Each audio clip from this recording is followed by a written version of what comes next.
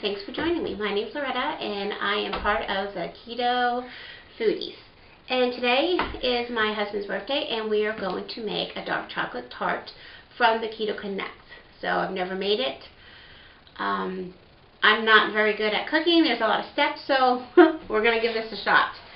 So it only makes 2 tarts, so you'll need a tart container. I might need something to spray this with. And then we're going to start making just the crust. So the first thing you're going to need is coconut flour. My husband has actually measured everything out. So you need 6 tablespoons coconut flour. You just dump it on in, or hopefully that's what you do. And then 2 tablespoons of erythritol. Hopefully I pronounced that correctly.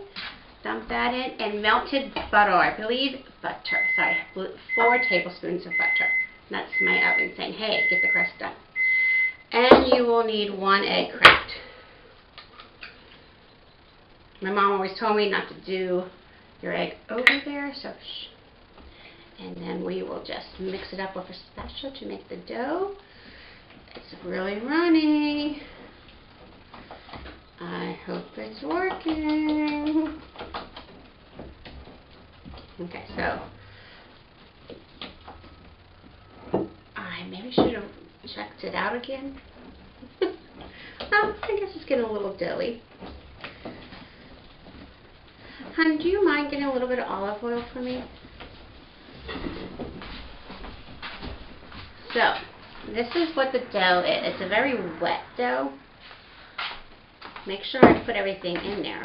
It's coconut flour, so yeah. If you give it a few minutes, it'll thicken up. Okay, did you hear that, guys? My husband says if you give it a few minutes, it will thicken up. So let's hope that works. Oh, guess what? It's not right a lot of the times, but today he seems to be right. Okay, so we're going to put a little bit of olive oil because I don't want, would you like to come on camera? Because I don't want it. What we're going to do now is we're going to divide the dough. Oh, it's really cold. We're going to divide the dough in half and press it into our tart pans. And the tart pans aren't that much. I think we paid 14 or 15. Yeah, I want some of that. Dollars for the ones we have. The recipe didn't call for me to put coconut thing, but I'm always scared things are going to stick. So I figured a little doesn't help. Doesn't hurt. Okay. So here's my dough. As you see, it got thick. So we're just going to split it in half and start pressing this bad boy down. So we put it in there and we're just going to press it down with our hands. See? Try to make it as even as possible. There, there's that one. Okay.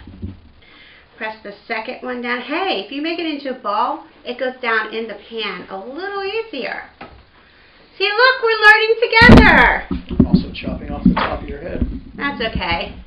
And then you just poke it in the bottom so that when it cooks, it doesn't rise up and bubble everywhere because you want room for your filling. Okay, so that's what it looks like. So we are going to stick it in the oven and we are going to cook it for 10 to 12 minutes. 10 to 12 minutes. Thank you. Thought I wrote it down. And then we'll be back and we are going to start on the filling. Okay, so we put the crust in the oven. We're going to cook it for about 10 to 12 minutes. So then we took some heavy cream, heavy cream, and we put it on the stove and we made it really hot to boiling so that we could take the chocolate and put it in here to melt. I finally diced the chocolate or shredded the chocolate or shaved the chocolate or whatever you want to call it, and we're going to put it in there to melt. And the reason you want to try to get it small cuts is so that it melts faster. Okay? So let me grab. Put it all in there. And then it says to use, this is my first time using one. He gave me a quick demonstration on it, so let's find out if I can do this.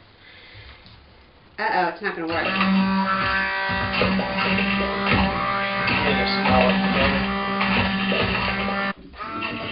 Now we're going to try high.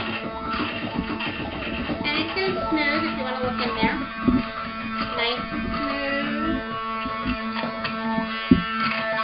And then after you make it nice and smooth, and it's going to stick too, you're going to want to add 1/4 cup of, it says erythritol powdered, works the same thing.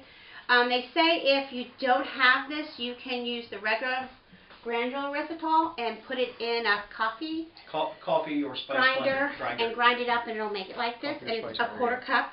Just going to add that in. Up top low. Mix it all up.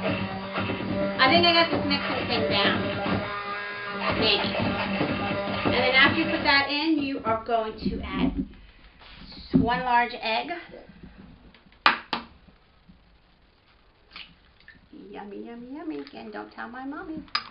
And then you're going to add the cream cheese. Plop. Did you go plop? I did.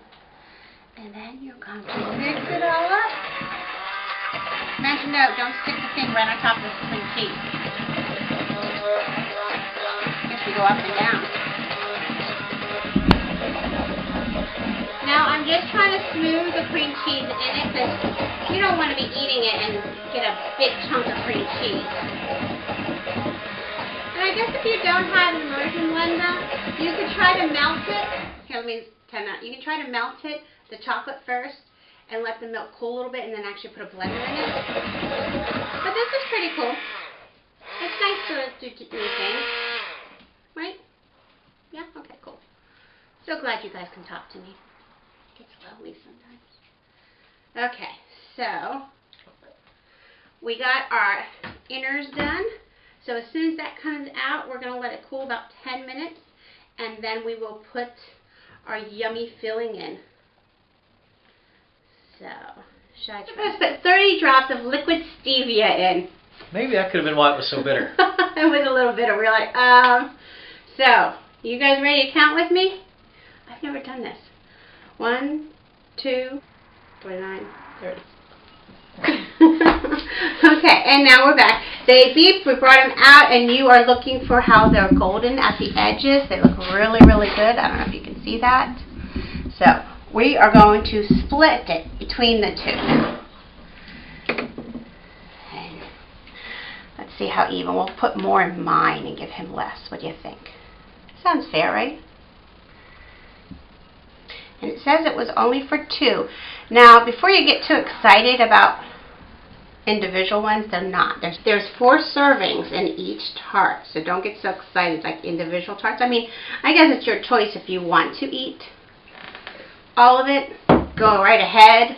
So the macros, if you're counting, are 17.25 grams of fat, 3 grams of protein, 5.5 grams of carbs, and 3.8 grams of fiber.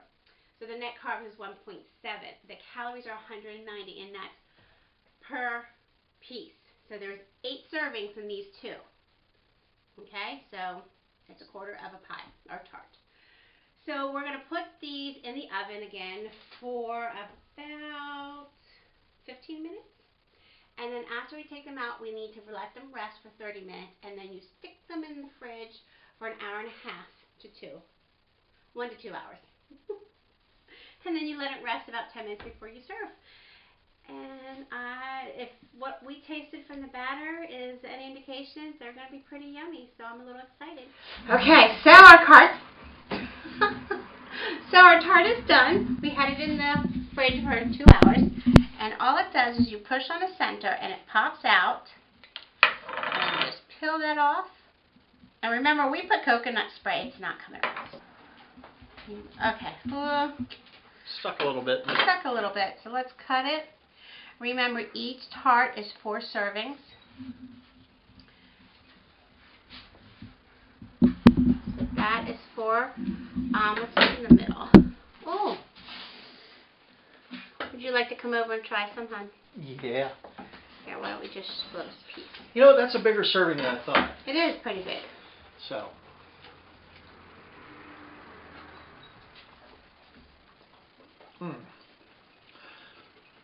Wow. Very chocolatey. Incredibly rich. I would say 1/2 serving is plenty because it's super rich. I don't know if you ever had like real dark chocolate fudge. That's the flavor. It's not as hard as the fudge is. It's softer. No, it's soft. It's very silky. Mm-hmm. The crust, I don't have a lot to say about the crust. It's just sort of there. I think the crust complements it. Yeah. It helps. Cuts down Yeah, on it helps dull the. Mhm. Oh my gosh, that's rich. So again, Half a serving is plenty for me. I don't think I'd want any more than this. It's great, and you're craving chocolate. If you're one of them chocolate people, this is this hits the mark. That's so good. You know what would be really good on this?